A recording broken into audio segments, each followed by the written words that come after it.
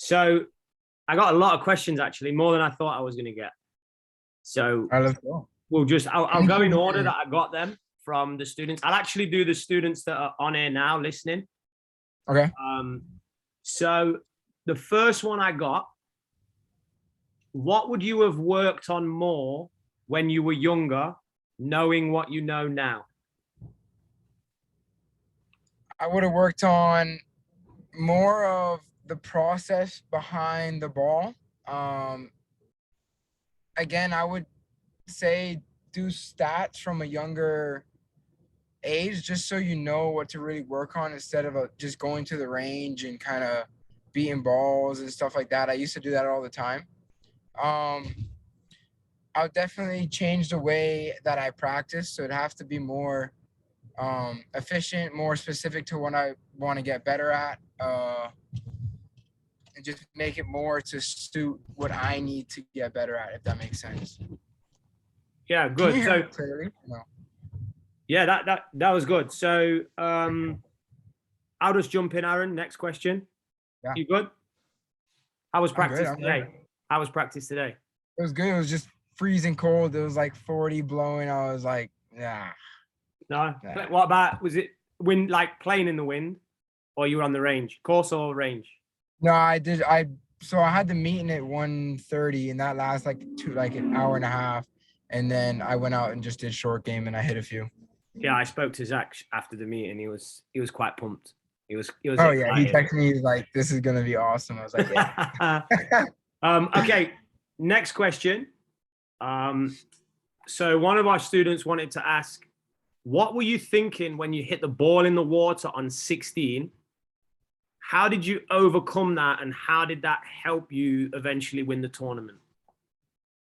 Well, when I hit in the water, I was like, "Oh shoot!" I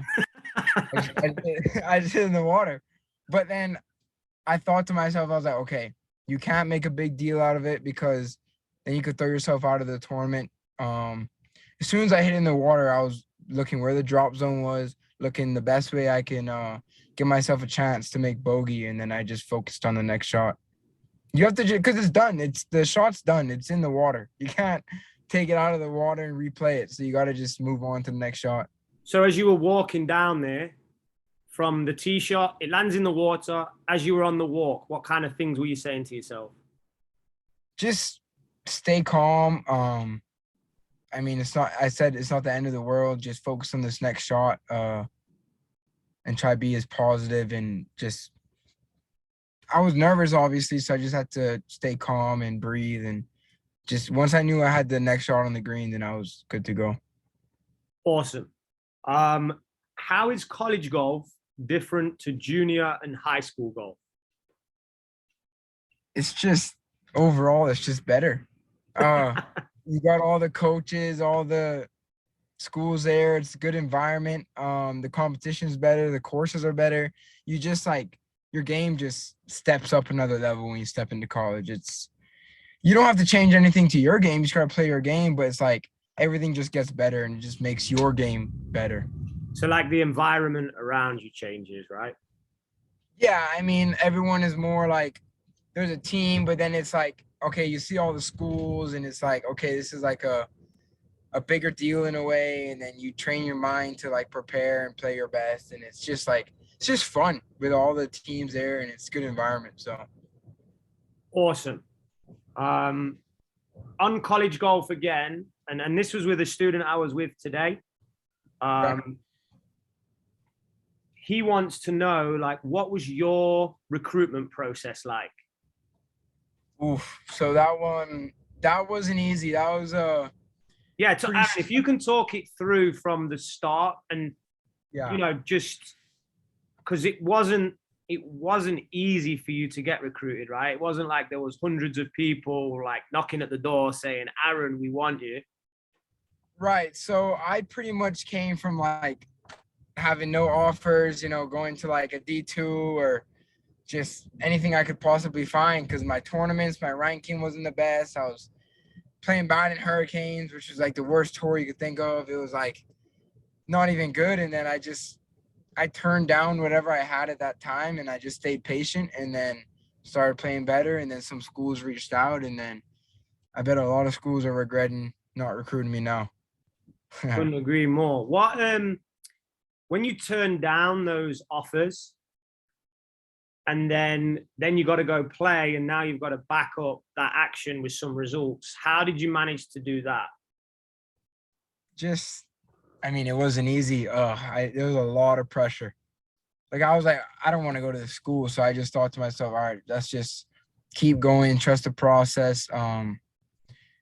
Just try to get a few scores. Don't stress about it. Just go out and play your game, and the scores will come. And then obviously just try to have fun with it, because if you're stressed out, the scores won't be the best. And then, so I just tried to like play well, keep the game under control, but just kind of my emotions the same way, almost put my emotions first, my mental side. And then the scores started to come in, and then I started playing some better golf. And then from there, the coaches kind of came in, and I had more opportunities.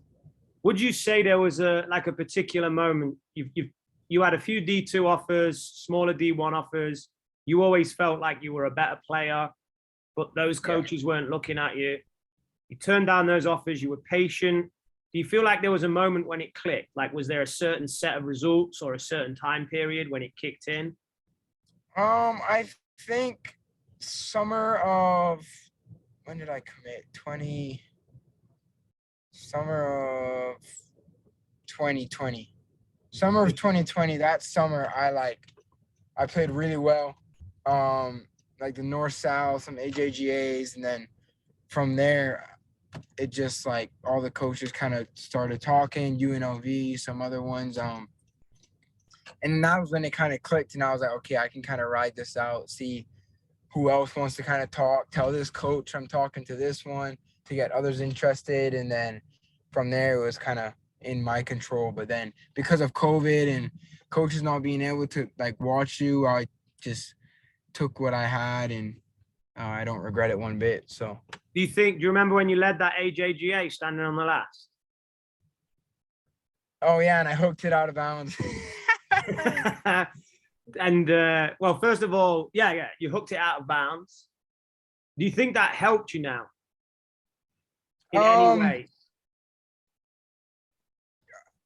I think I learned how to slow myself down because of pressure. Like, I just kind of got up on that tee shot and I just rushed it because I was nervous instead of going through the process. So I think just that was a huge part of my learning curve of dealing with pressure, because I mean, once you're standing over the 18 tee shot with, the tournament on the line, and you just get up and just whack it out of bounds, you're like, oh boy. Oh, nice. This parking spot right here. Perfect. All right. Now I'm good to talk. So yeah, and then the pressure just, it got to me. So I just had to stay calm. Well, this was after I learned how to, because when that moment came, I just stepped up and just didn't really think about my target. I just tried to guide it out there, and I guided it out of bounds. So so that leads to one of the next questions. What was going through your head in the LAC when you knew you had a chance to win and you knew you had a chance to go to the Masters? I mean, it was just kind of craziness. Obviously, I was nervous. I just tried to, I don't know, I just tried to smile and enjoy it. Like, I just didn't try to stress out about, the Masters. Like, I didn't really think about the Masters until 2 hours after the tournament, when I was able to get back on my phone, and then I saw everything, and I'm like, wow, I'm going to the Masters.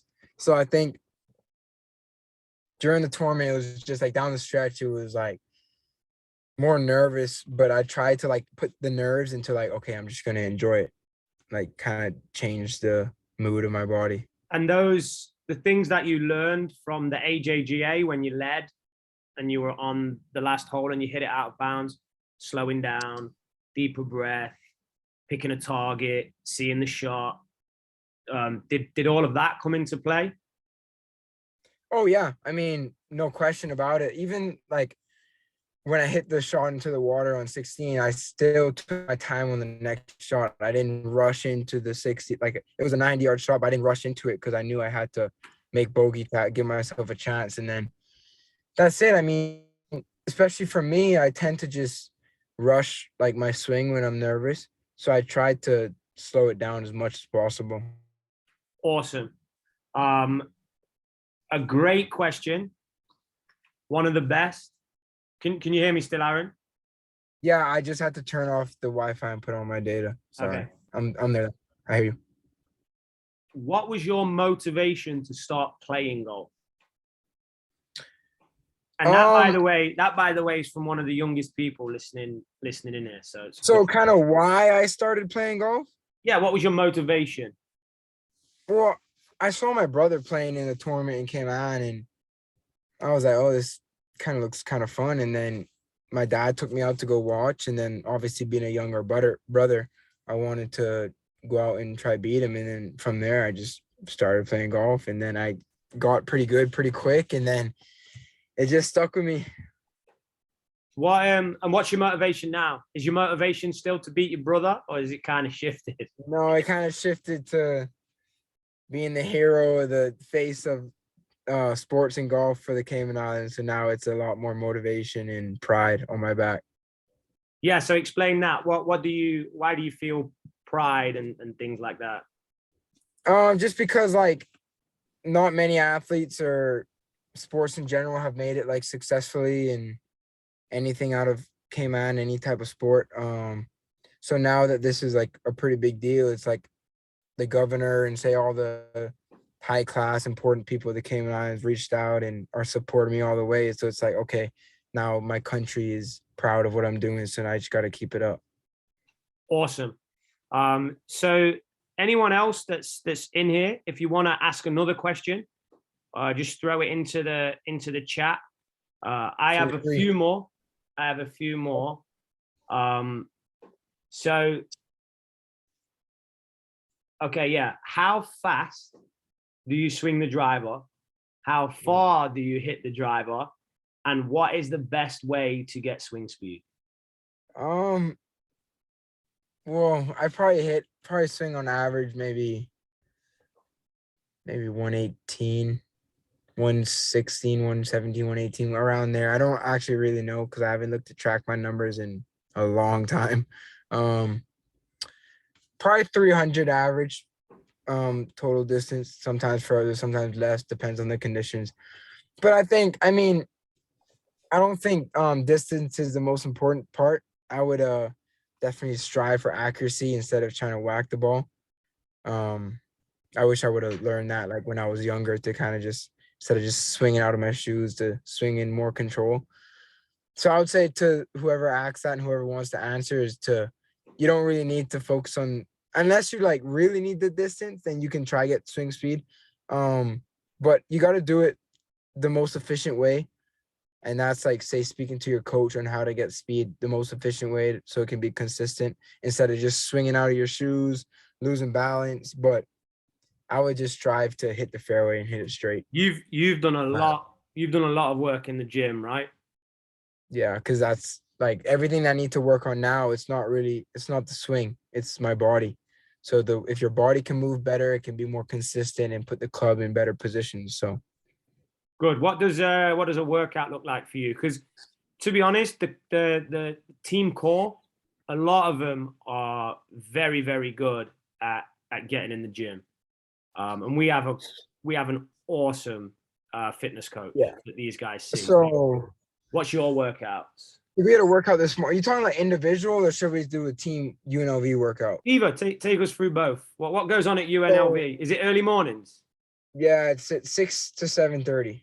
Okay. So it's not that bad. I mean, today we just did a whole bunch of, we warmed up, obviously stretched, like dynamic warm-ups, and we did some band stuff to activate the glutes and your other hip muscles, stuff like that. And then you get into like a little circuit kind of thing where you just rotate through 3 sets. You maybe do some reverse lunges or you're on a bike, stuff like that. And then you get into like the strength set. Either do deadlifts and some upper body stuff. Like today we did bench press.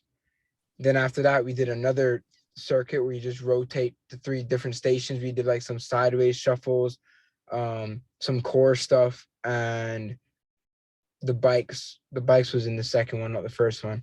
And then from there we cooled down, we stretched more, and that kind of took up an hour and a half, which was it's feels longer than it actually is, but you get to go through everything. And then after that, I had a meeting, but then after that I went to the other trainer here at UNLV, because the team trains at a golf kind of facility gym, but then I see the trainer here because like my body's like tight in certain areas and stuff. So then I went to him and got some treatment and really like trying to focus on my body a lot for the next few years. Awesome. Great question. Here's a great one from one of the guys. Yeah, that's a good question. What does your performance mindset look like, and how are you able to access this?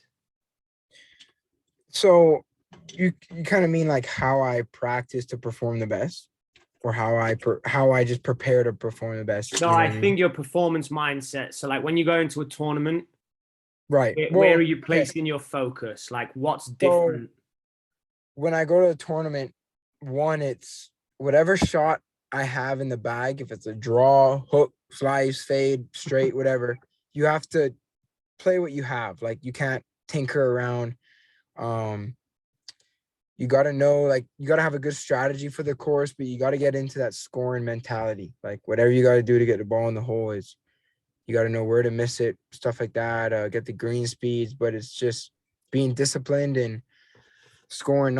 Like when you get to the tournament, you can't be stressing about your swing unless you're there for a few days earlier and your coach is there. But for the most part, you're not going to have that. So you got to just learn the course and get into that scoring mentality, because at the end of the day, swing doesn't matter. It's about getting the ball into the hole. I think that's good advice, because it's basically the person that asked you that question. We had the same conversation in the classroom today. So they're just like me back in the day. We're on the same. Yeah, we're on the same wavelength. Yeah. So I don't know if you can actually answer this question.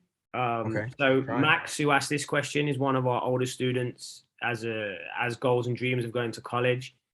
He wants to know, what do you do to have fun in college? I mean, like, does he just? Well, actually, let me rephrase that. He did say with the team. Okay, so I mean, depends. You just go like you go out maybe to a few houses and go out somewhere. Obviously have a drink or two. I'm not gonna like lie about that. But it's just like, if you're with your team and they're your friends, you're gonna have fun no matter what. Like you don't have to do anything crazy. It's like you're with your guys, you're with your team. It's like it's always gonna be a good time with them on the golf course or off the golf course. Doesn't matter what. Like tonight, we're all going to a basketball game. So stuff like that is always a good thing to do. What about when you're away at tournaments? How do you keep it fun when you're away at tournaments? Just being who we are is just it's just fun in general. Like our guys are pretty crazy, good mentality. We love to joke around, but also be serious on the course. So it's like it's serious on the course, but when you're off the course, it's like, okay, now you can just have fun and joke around, stuff like that. Are they letting you DJ? Are you Oh, DJ? so I mean, depends. Yeah, it's some like the music, some just like can't really vibe with it. So it is what it is. Maybe that playlist that we shared that I've got of yours, maybe I can get our fitness guy to put that on in our gym. I'll get you some feedback. Hey, I mean, it'll be different. I'll tell you that. Yeah, it will be different. I'll get some feedback from the Massachusetts crew.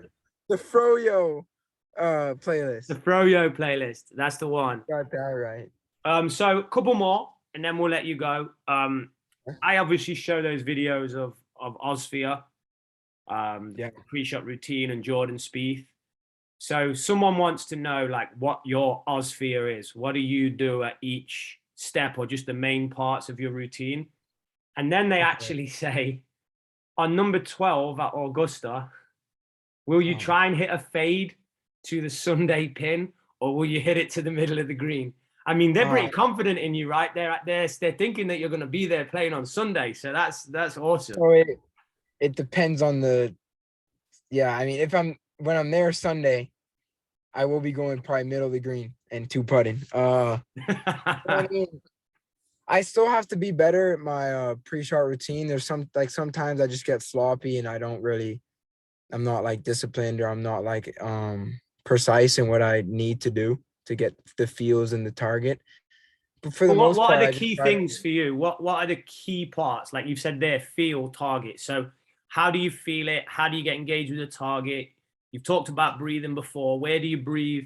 Just talk the guys through like, okay, as Right. I'm approaching the ball, I'm doing this or I'm focusing on this. So I'll put the ball on the tee down, obviously, and I'll put the ball, like I set it up a certain way. So when I look at the ball, I'm looking at it the same every time. And then I'll back off, look at my target first, and then I'll get my feels.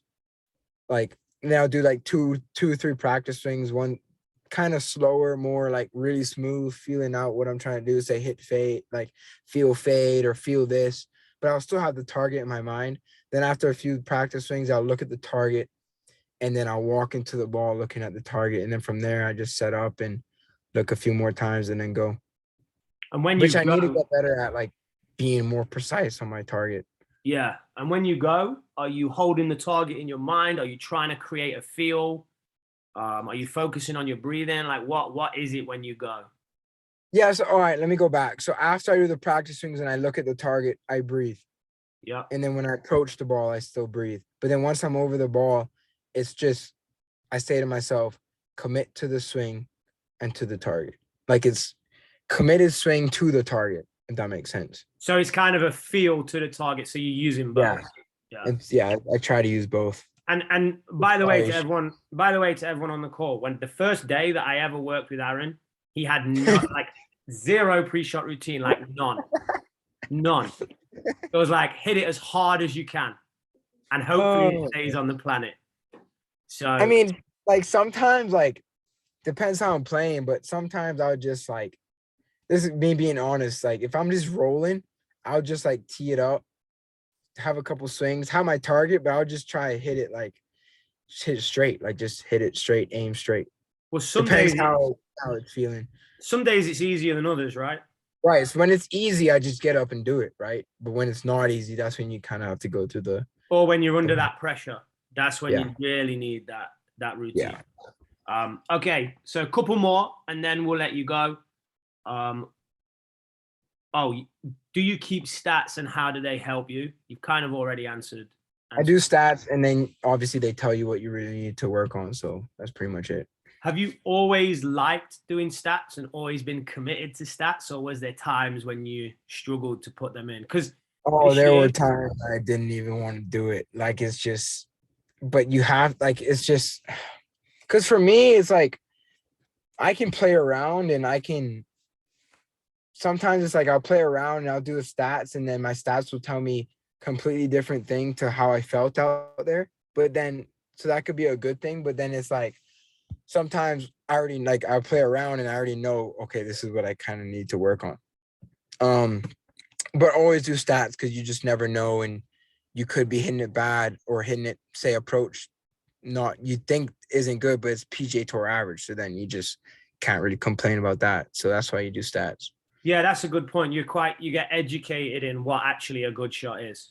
Exactly. Like I see a lot of this is for all the juniors or all the kids on here. It's like you hit it to 20 feet and from 100 yards, it's like they're like throwing clubs, and it's like, dude, it's like just outside PGA Tour average. Like relax.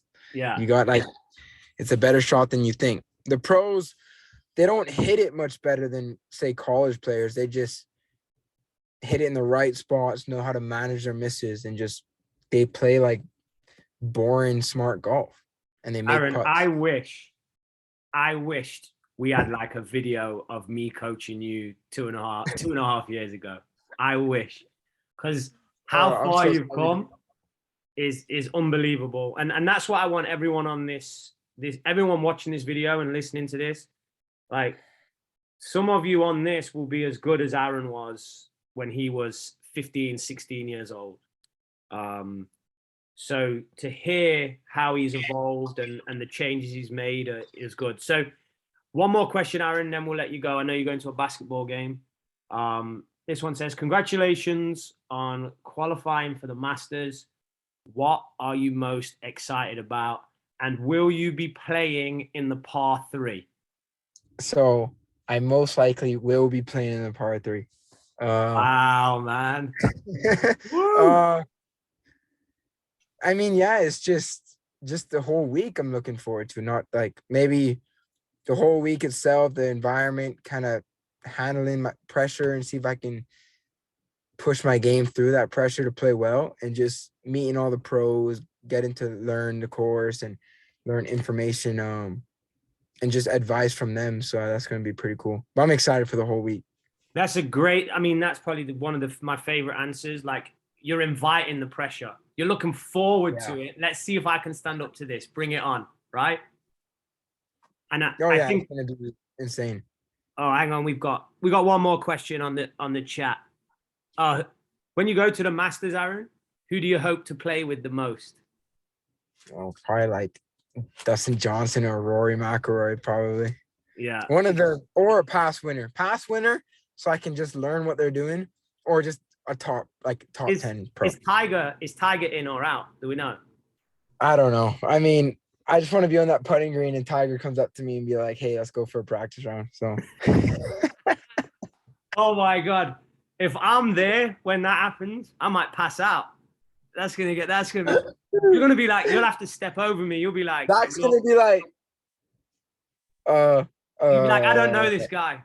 I don't know this guy. I'm not coming. Hey, we got one more. What are your goals for the Masters? Make the cut and be low amateur. I want to sit next to the champion at the final and get that award. Awesome. So they're outcome goals. So shoot.